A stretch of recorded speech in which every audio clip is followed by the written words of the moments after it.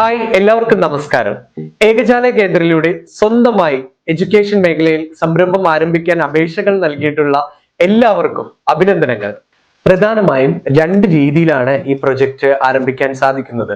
ഒന്ന്, നിങ്ങൾക്കിത് വീട്ടിലിരുന്നു കൊണ്ട് തന്നെ നിങ്ങൾക്ക് ഈ പ്രൊജക്ട് ആരംഭിക്കാൻ സാധിക്കുന്നതാണ്. രണ്ട്, നിങ്ങൾക്ക് ഇതൊരു ഓഫീസായിട്ടും സ്റ്റാർട്ട് ചെയ്യാവുന്നതാണ്. കേരള ഗവൺമെന്റിന്റെ കൊച്ചിയിലുള്ള സ്റ്റാർട്ടപ്പ് മിഷൻ വെച്ചാണ് വ്യവസായിക വകുപ്പ് മന്ത്രി പി രാജീവ് സാർ ഏകജാല കേന്ദ്രയുടെ ഉദ്ഘാടനം നിർവഹിച്ചത്. Government of India ministry of corporate അഫയേഴ്സിൽ ഞങ്ങളുടെ ഈ പ്രൊജക്ട് രജിസ്റ്റേർഡ് ആണ്. കേരള ഗവൺമെന്റിന്റെ സ്റ്റാർട്ടപ്പ് മിഷനിലും കേന്ദ്ര ഗവൺമെന്റിന്റെ സ്റ്റാർട്ടപ്പ് ഇന്ത്യയിലും ഗവൺമെന്റ് ഓഫ് ഇന്ത്യ MSMEയിലും നമ്മുടെ ഈ പ്രൊജക്ട് രജിസ്റ്റേർഡ് ആണ്. അതുകൂടാതെ ISO സർട്ടിഫൈഡും കൂടിയാണ് നമ്മുടെ ഈ പ്രൊജക്ട്.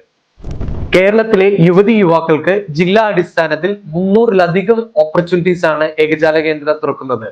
പിൻകോഡിലുള്ള പോസ്റ്റ് ഓഫീസിന് കീഴിലാണ് ഏകജാല കേന്ദ്രയുടെ രജിസ്ട്രേഷൻ ആരംഭിച്ചിരിക്കുന്നത്. ഏകജാല കേന്ദ്രയുടെ എഡ്യൂക്കേഷൻ സർവീസ് സെന്റർ വരുന്നതിലൂടെ കേരളത്തിൽ തന്നെ വലിയൊരു വികസനമാണ് നടക്കുന്നത്.